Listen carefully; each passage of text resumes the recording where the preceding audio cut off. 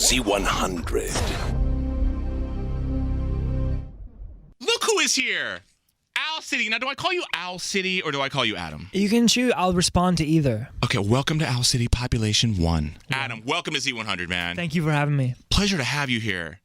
Now, let's go back a couple years, okay? Fireflies comes out. It was 2 summers ago, right, that we heard Fireflies Yep. and that album, which was amazing.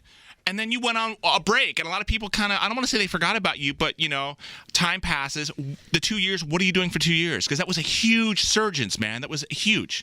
Just kind of stayed off the radar. I'm an introverted guy, and so I kind of have to close the door and recharge. And I kind of kept the door closed for a long time. So now that I'm back, I feel fully charged, and it feels good. Be honest, did it kind of freak you out, so much success so quick? It was really new and it was really fast. So yeah, I was like chasing after this roller coaster that I didn't know where it was going, and it was hard to kind of keep up with, but I'm grateful. You're a Minnesota guy, and it's got to be strange, just a 180 from what you know and what you've grown up with into like this world of a million people want a million things from you. And did you find yourself in the trap of I can't let anyone down? And because you have that feeling of I can't let anyone down, I can't, not do this, you did so much so quick that it burned you out? In a way, yeah. It's tough to not overthink what you're doing for me. And it's one guy alone in his own studio, in his own headspace. It's easy to kind of get lost in the clouds because you're always like, it's almost like you have too much purpose when you're writing because suddenly you have all these eyes on you. And so it's like, okay, I'm sort of second guessing every choice I'm making. So that can kind of just take time, and all of a sudden like a year goes by and you're like, where have I been? And you produced everything. You sang it, produced it, all you. Mm-hmm. MacBook Pro, all you. Exactly. Wow. So are you in the second album when you're putting this together and you're already like, recovering from the wounds of the first album and all that was, people, the expectations and everything. Are you thinking, okay, I've got to do something that kind of sounds like Fireflies. I've got to have a similar sound. Or are you just doing what you do because you know how to do it and hope for the best? Doing what I do. I mean, I think it's important as an artist to never look back at what you've done and never repeat yourself. And so to me, it's all about just trying new things and experimenting and just keeping the gears going and just trying to stay inspired. I think if you do the same thing, just like with anything, if you keep doing the same thing over and over, it becomes mundane. So it's all about just taking it to the next level for me. I'm trying to figure you out here. I'm thinking that you're the guy who goes and does like 2 weeks worth of work and then takes a break, steps back, goes and listens to it. It's like, no, got to do this over again, and just deletes all the tracks, all the sessions, done.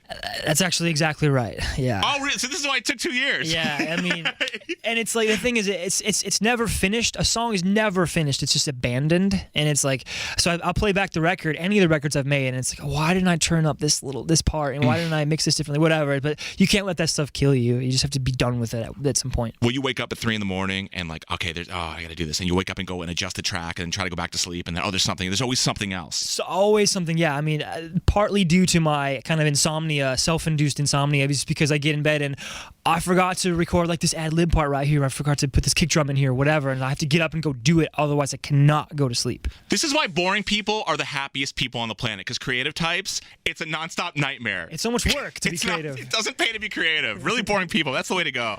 Just be boring, work a mundane job, drink heavily, and just sleep at night, because being creative, you just can't win. Can't win. Any success that you might have, you just want to like top it, and it's not fun. That's awesome. Let's talk about Carly Rae Jepsen. Where do you go and find Carly Rae? How does that happen, that collaboration, for Good Time? Our managers grew up together. Wow. My manager and her manager. Where do they grow up? Connecticut, I think. Okay, so that, right? Yeah. And so they put what us... town in Connecticut? It's personal. I'm gonna guess Mystic, only because I saw Mystic Pizza was on Cinemax at 4 a.m. Let's say Mystic. Let's just say Mystic because of the pizza. Okay. And they put us together on email, and I introduced myself to Carly, and I said, hey, I'm Adam. I make this music called Owl City. I have this track called Good Time. It would be great to have you on if you're down to do it. And she wrote back and said, yeah, I know who you are. I know what you do. You've played twice in Vancouver, and I was there. Wow. And I had no idea. So they put us all together, and it's one of those things where so rarely does the final product exceed the expectation, and I just kind of dreamed as big as I could and was like, yeah, right, it'll never work out with Carly, and it happened, and it's in the can, and there it is. Yeah. I'm so happy you didn't go, hey, I just emailed you and this is crazy. Yeah, totally. I've got a song, be on it maybe. I thought about it. I thought about saying call me definitely, it didn't work. That's amazing. And have you finally met her in person? Yes, finally did. She's great. She's awesome. She's 26, but she has that like perpetual like 18 look to her. It's a good thing. Yeah, it is. Until she carted every 10 feet, but yeah. Yeah. And she's uber talented. She came by Z100 a couple months ago, and she's amazing. And it's so cool. She's a really good person. You're a really good person. You guys are both talented. Do you see maybe dating occurring anytime soon with you and her? Because that's what happens. You collaborate on a song, and people go, "Wow, they're an item." Wow. Right. She has a boyfriend. So, no. No. Oh, if she didn't have the boyfriend, would you? Yeah, totally. Didn't even hesitate. And you meet her, and are you at first like you got to get that out of her mind? Like, wow, she's really attractive. Oh wait, professional relationship. Yeah, actually, but that's kind of like the way I roll with every attractive female. I'm like, oh, hang on a sec, I gotta take a deep breath. Being uber creative, how does that work in relationships when you're with somebody and they just don't get that? Like you, spur in the moment in the middle of a date, watching a movie, whatever, have to write down an idea you have for a song because. Right. They don't understand that during the film I have to push pause and call myself and sing a melody into my voicemail so I'll remember it later. I'm like, just a second, I got to do this. Just like, hang on. Like, when I watch the movie. See, they would think that's annoying. I think that's really cool that all of a sudden, like, I would be honored to be in the presence of you. Like, okay, pause the movie, man. What's the idea? Right. Oh, girl, take your pants off in the drive-thru. Okay, let's watch the movie again. Exactly. That's it. That's wow. I would be honored to. When's the last time you actually called your own voicemail with a melody? A couple weeks ago, actually. Yeah. And what was the inspiration? Can you share with us what the inspiration was? It was. There wasn't a lyric to it. It was just a melody. I think I was watching Finding Nemo. So. Dora. That's what Dora inspired it. Right. Can I hear what the melody was? No. Nope. It's a secret. Next record. See, I won't know though. Could you at least put in the liner notes of the album, just little tiny print that I can use a magnifying glass for? Yeah, JJ, track 3, 2 minutes in. That's the door thing, and I'll know. I'm on it. Or just come back and tell me. We'll do. Yep. Awesome, man.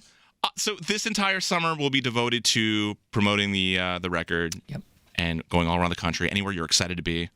I'm everywhere so different. I love just getting off the tour bus and just picking a direction and walking because everywhere's so different. I'm from a small town in Minnesota. Owatonna, Minnesota. You pronounced it right, too. Everyone says it wrong. Well, it helps that I lived there for 4 years, and I know Owatonna. Okay. Did you guys have a maid right in Owatonna, or not so much? We had a Pomaida. What is that? It's like it's a really cheesy, low budget grocery store. I like that. That's cool. Yeah. Here in New York, we'd call them bodegas, which is like little tiny places you walk in and like, they have an abundance of one thing but not the other. Like, you walk in, Buddy, shampoo, 3 cases. That's great, man. I actually need some bottled water.